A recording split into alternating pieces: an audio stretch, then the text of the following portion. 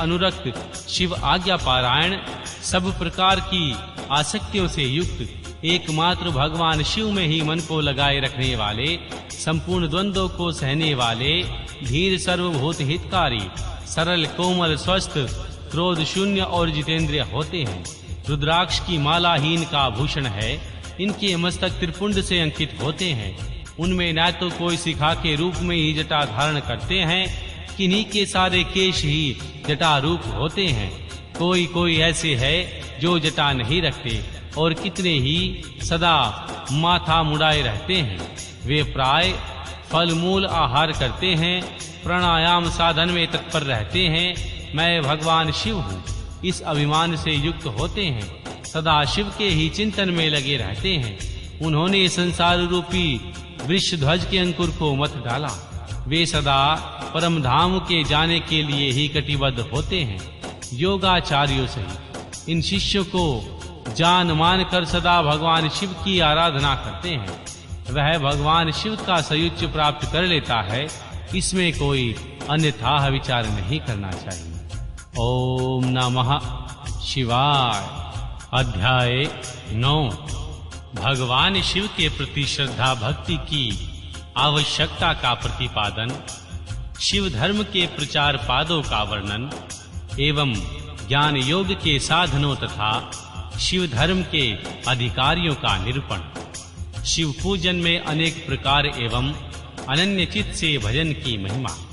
तदनंतर भगवान श्री कृष्ण के प्रश्न करने पर उपमन्यु मंदराचल पर घटित हुए भगवान शिव और मां पार्वती के संवाद को प्रस्तुत करते हुए बोले। श्री कृष्ण ने कहा, एक समय की बात है, देवी पार्वती ने भगवान शिव से पूछा, महादेव, जो आत्म तत्व आदि के साधन में नहीं लगते हैं तथा जिनका अंतकरण पवित्र एवं वशीभूत नहीं है, ऐसे मंदमती मदस्य लोकवासी जीव आत्माओं के वश में आप किस उपाय से हो सकते हैं?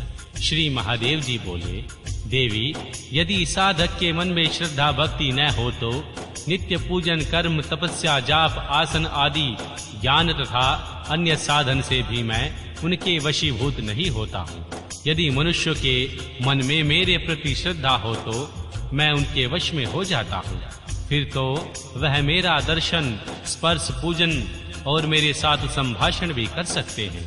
अतः जो मुझे वश में करना चाहते हैं उसे पहले मेरे प्रति श्रद्धा करनी चाहिए। श्रद्धा ही स्वधर्म का हेतु है और वही इस लोक में वर्णाश्रमी पुरुषों की रक्षा करने वाली है। जो मानव पहले वर्णाश्रम धर्म के पालन में लगा रहता है उसी की मुझ में श्रद्धा होती है, दूसरों की नहीं। वर्णाश्रमी पुरुषों के संपूर्ण धर्म वेदों से सिद्ध हैं। पूर्व काल में श्री ब्रह्मा जी ने मेरी ही आज्ञा लेकर उनका वर्णन किया था।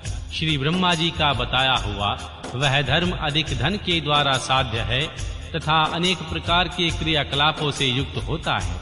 उससे मिलने वाला अधिकांश फल अक्षय नहीं होता तथा उस धन के अनुष्ठान में अनेक प्रकार के क्लेश और आयास उठते हैं। उस महान धर्म से धर्म दुर्लभ को श्रद्धा पाकर जो वर्णाश्रमी मनुष्य अनन्य भाव से मेरी शरण में आ जाते हैं उन्हें सुखद मार्ग से धर्म अर्थ काम और मोक्ष प्राप्त होते हैं। वर्णाश्रम संबंधी आचार की सृष्टि मैंने ही बारंबार की है। उसमें भक्ति भाव रखकर जो मेरे हो गए हैं उन्हीं वर्णाश्रमियों की मेरे में उपासना का अधिकार है, दूसरों का नहीं। यह मेरी निश्चित आज्ञा है। मेरी आज्ञा के अनुसार धर्म मार्ग से चलने वाले वर्णाश्रमी पुरुष मेरी शरण में आ जाएं, मेरे कृपा प्रसाद से मल और माया आदि पाशों से मुक्त हो जाते हैं तथा मेरे पुनरावृत्ति सहित धाम में पहुंचकर मेरा उत्तम साधर्म प्राप्त करके परमानंद में निमग्न हो जाते हैं। इसलिए मेरे बताए हुए वर्ण धर्म को पाकर अथवा ना पाकर भी जो मेरी शरण में आकर भक्त बन जाता है वह स्वयं ही अपनी आत्मा का उद्धार कर लेता है। यह कोटि कोटि गुना अधिक आलब्ध लाभ है। अतः मेरे मुख से प्रतिपादित वर्ण धर्म का पालन अवश्य करना चाहिए। जो मोक्ष मार्ग से विलग होकर दूसरी किसी वस्तु के लिए श्रम करता है उसके लिए वही सबसे बड़ी हानि है। वही बड़ी भारी त्रुटि है, वही मोह है और वही अंधता एवं मूर्खता है। देवेश्वरी, मेरा जो सनातन धर्म है वह 4 चरणों से युक्त बताया गया है। उन चरणों के नाम है ज्ञान, क्रिया, चर्या और योग। पशु, पाश और पति का ज्ञान ही ज्ञान कहलाता है। गुरु के अधीन जो विधिवत षड्योजन का कार्य करते हैं उसे क्रिया कहते हैं। मेरे द्वारा विवाहित वर्णाश्रम प्रयुक्त मेरे पूजन आदि जो धर्म हैं उनके आचरण का नाम चर्या है। मेरे बताए हुए मार्ग से ही मुझ में सुस्थिर भाव से चित्त लगाने वाले साधक के द्वारा जो अंतकरण की अन्य वृत्तियों का निरोध किया जाता है उसी को योग कहते हैं। देवी, चित्त को निर्मल एवं प्रसन्न बनाना है अश्वमेघ यज्ञों के समूह से भी श्रेष्ठ है, क्योंकि वह मुक्ति देने वाला है। विषय भोग की इच्छा रखने वाले लोगों के लिए मन प्रसाद दुर्लभ है। जिसमें यम और नियम के द्वारा इंद्रिय समुदाय पर विजय प्राप्त कर लिया हो, उस विरक्त पुरुष के लिए ही योग को सुलभ बताया गया है। योग पूर्व पापों को हर लेने वाला है। वैराग्य से ज्ञान होता है और ज्ञान से योग, योग से पुरुष पतित हो मुक्त हो जाता है। इसमें संशय नहीं है। सब प्राणियों पर दया करनी चाहिए। सदा अहिंसा धर्म का पालन सबके लिए उचित है। ज्ञान का संग्रह भी आवश्यक है। सत्य बोलना, चोरी से दूर रहना, ईश्वर और परलोक पर विश्वास रखना, मुझ में श्रद्धा करना, इंद्रियों को संयम में रखना, वेद शास्त्रों को पढ़ना पढ़ाना, यज्ञ करना कराना, मेरा चिंतन करना, ईश्वर के प्रति अनुराग रखना और सदा ज्ञानशील होना ब्राह्मण के लिए नितांत आवश्यक है। जो ब्राह्मण ज्ञान योग की सिद्धि के लिए सदा इस प्रकार उपयुक्त धर्मों का पालन करता है वह शीघ्र ही विज्ञान पाकर योग को भी सिद्ध कर लेता है।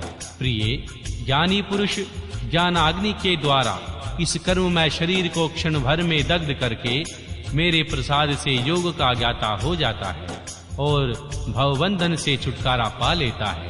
पुण्य पापमय जो कर्म है उसे मोक्ष का प्रतिबंधक बताया गया है। इसीलिए योगी पुरुष योग के द्वारा पुण्य का परित्याग कर दे। फल की कामना से प्रेरित हो कर्म करने से ही मनुष्य बंधन में पड़ता है, केवल कर्म करने मात्र से नहीं। अतः कर्म के फल को त्याग देना चाहिए।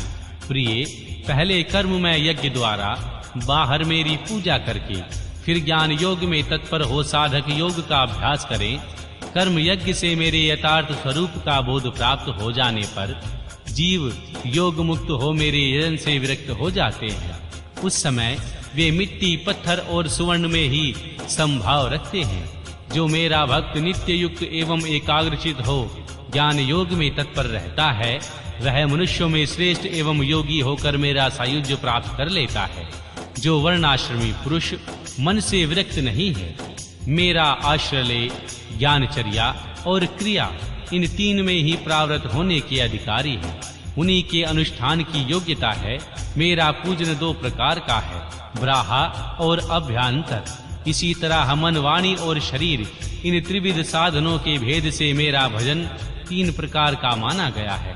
तप, कर्म और जप, ध्यान और ज्ञान, ये मेरे भजन के 5 स्वरूप हैं। अतः साधु पुरुष उसे 5 प्रकार का भी कहते हैं। मूर्ति आदि में जो मेरा पूजन आदि होता है जिससे दूसरे लोग जान लेते हैं वह ब्राहा पूजन या भजन कहा गया है। तथा वही भजन पूजन जब मन के द्वारा होने से केवल अपने ही अनुभव का विषय होता है, अभ्यंतर कहलाता है। मुझ में लगा हुआ चित्त ही मन कहलाता है। सामान्यता है मन को एकमात्र यहाँ मन नहीं कहा जाता। इसी तरह जो वाणी मेरे नाम के जाप और कीर्तन में लगी हुई है वही वाणी कहलाने योग्य है, दूसरी नहीं। तथा जो मेरे शास्त्र में बताए हुए त्रिपुंड आदि चिन्हों से अंकित है और निरंतर मेरी सेवा पूजा में लगा हुआ है वही शरीर है, दूसरा नहीं। मेरी पूजा को ही कर्म जानना चाहिए। बाहर जो यज्ञ आदि किए जाते हैं उन्हें कर्म नहीं कहा जाता। मेरे लिए शरीर को सुखाना ही तप है, तुरुंड्रु चंद्रायण आदि का अनुष्ठान नहीं। पंचाक्षर मंत्र की आवृत्ति, प्रणव का अभ्यास तथा रुद्रा अध्ययन आदि का बारंबार पाठ ही जाप कहा गया है। वेदा अध्ययन आदि नहीं। मेरे स्वरूप